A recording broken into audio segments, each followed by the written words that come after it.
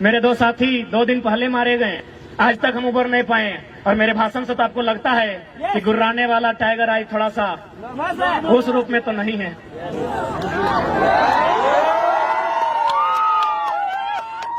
क्या कोई कानून बनेगा? उनकी घटना हुई है एनएच में, क्या एनएच कोई कानून बनाएगा? क्या पुलिया वहां बनेगी? क्या वहां बैरियर लगेगा? नहीं लगेगा, क्योंकि कॉर्पोरेट का ट्रैक्टर वहां दौड़ेगा। इसलिए यहाँ पढ़ने वाले छात्र जो प्रोटेस्ट कर रहे हैं, यदि आपकी लाठियों का सामना करेंगे, आपके भाई हैं। और जो झुमरा के पहाड़ में नक्सली बनकर बैठे हैं, कॉपी कलम लेके चेक कीजिएगा, मामा का, मौसी का, फूफा का बेटा होगा। कब समझेंगे आप? हमको समझ में नहीं आता है। हम चाहते हैं नौकरी आप आगे से बचाइए, पीछे से चंदा दे दीजिएगा आंदोलन करने के लिए। दरोगा जी, पीछे से दे दीजिएगा। लड़ाई आपके बेटे के लिए है। हेमंत सोरेन आपके बेटे को दरोगा नहीं बनाएगा, उनको दरोगा हमारा आंदोलन बनाएगा। दरोगा जी से निवेदन होगा, डीएसपी भी आया तो सुन लीजिए, हेमंत सोरेन आपके बेटा को डीएसपी नहीं बनाएगा। जेपीएससी देखिए ना, 7 को हुआ है 22 साल में, बिहार में 68 को हुआ है। तो इसलिए आंदोलन ही आपका डीएसपी का बेटा को डीएसपी और दरोगा का बेटा को दरोगा बनाएगा। इसलिए आगे से नौकरी बचाइए, पीछे से आंदोलन का सपोर्ट कीजिए। यदि ज्यादा दिक्कत होगा, यदि ज्यादा हाथ पांव बंधा होगा, तो कमजोर लाठी चलाइएगा, ऐसा मत चलाइएगा। और ऐसा चलाइएगा तो घायल मत कीजिएगा। हमें घायल होने से डर लगता है, मार दीजिएगा, डर नहीं लगता है। मार दीजिएगा, सच बोलते हैं, ईमानदारी से बोल रहे हैं, डर नहीं लगता है। मरने से डर नहीं लगता, हम ईमानदारी से बोल रहे हैं। हमको बीमार होने से डर लगता है, बीमार हो जाएंगे तो आंदोलन रुक जाएगा, मर जाएंगे तो आंदोलन दुगना रफ्तार से चलेगा।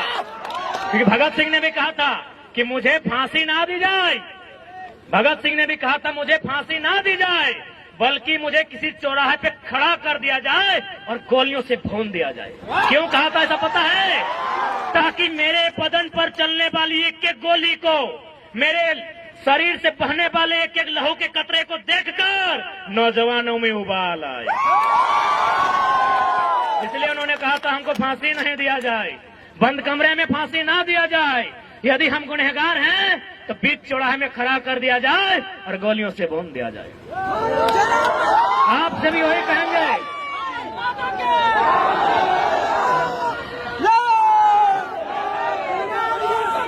इसलिए आपसे भी निवेदन करेंगे, आप ड्यूटी कीजिए, आपकी ड्यूटी का सम्मान करते हैं। हम लोग आंदोलन करते हैं, हमारे आंदोलन का भी कोऑपरेट कीजिए। तो कुछ नहीं मिलेगा, पैसा बटुआ में नहीं रखे भैया। जितने भी पुलिस के भैया लोग आए सब तो बड़े हैं दादा साहब, पैसा पटुआ में नहीं रखे हैं, पैसे एसबीआई में रखे हैं। किसका होने वाला है पता है ना? तो वही तो लड़ाई लड़ रहे हैं, छात्रों के लिए लड़ाई लड़ रहे हैं, किसानों की बात कर रहे हैं। काहे डिस्टर्ब कर रहे हैं? खैर डिस्टर्ब नहीं होंगे, डिस्टर्ब नहीं होंगे। यहाँ तो माननीय कोर्रा थाना के प्रभारी फोन किए थे, सिंदरी में 12 गो थाना का पुलिस खड़ी थी।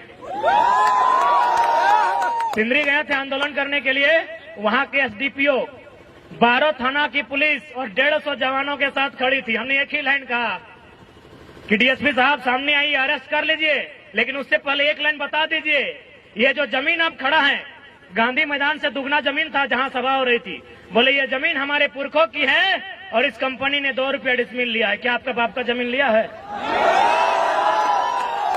हमने एक लाइन कहा था माननीय डीएसपी साहब को कि डीएसपी साहब उतना मेहनत क्या करते हैं, अरेस्टिंग करना है एकदम आके अरेस्टिंग कीजिए, हम लोग भागेंगे नहीं, लेकिन एक लाइन में उत्तर दीजिए, जिस जमीन में आकर आप खड़े हैं ये हमारी पुरखों की है, इसे 2 रुपया डिसमिल लिया गया है।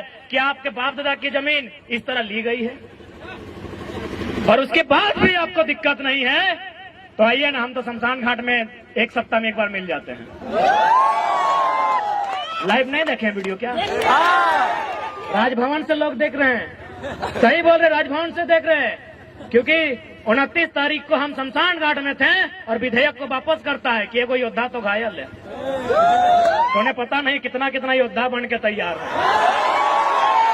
उन्हें यह भी नहीं पता कि घायल शेर की सांसें उसकी दहाड़ से भी खतरनाक होती है।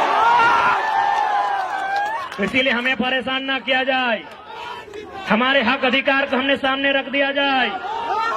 हम उप तक नहीं कहेंगे, लेकिन यदि हमारे हक अधिकार के बीच कोई टकराएगा, वो टकराने वाला कोई क्यों न हो, हम वही राड़ माटी के राड़ लोग हैं जिन्होंने अंग्रेज को पेट में 1 नंबर करवा दिया था।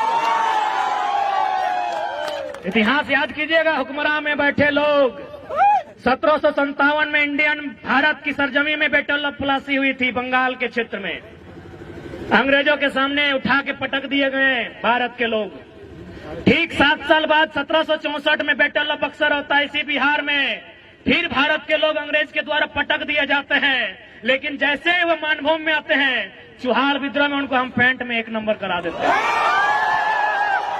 हम वही झारखंड के लोग हैं, हमारे अस्तित्व से नहीं टकराइएगा, हमें हमारा इतिहास मत याद दिलाइएगा।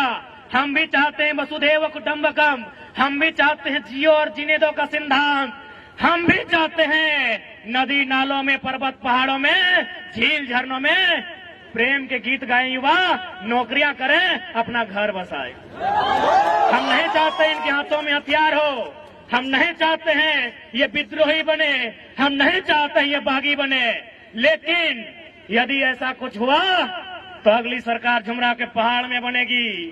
और बस इमेजिन कीजिए, बस कल्पना कीजिए कि यदि सरकार झुमरा के पहाड़ में बन गई तो रूह कांप उठेगी, रूह कांप उठेगी। सपने में यमराज आएंगे। पहले ही कहा देते हैं हमें परेशान ना कीजिए। हमने किसी का क्या बिगाड़ा है? हमने अपने जीवन का 5 साल, 10 साल, 15 साल इन लॉजों में दिया है।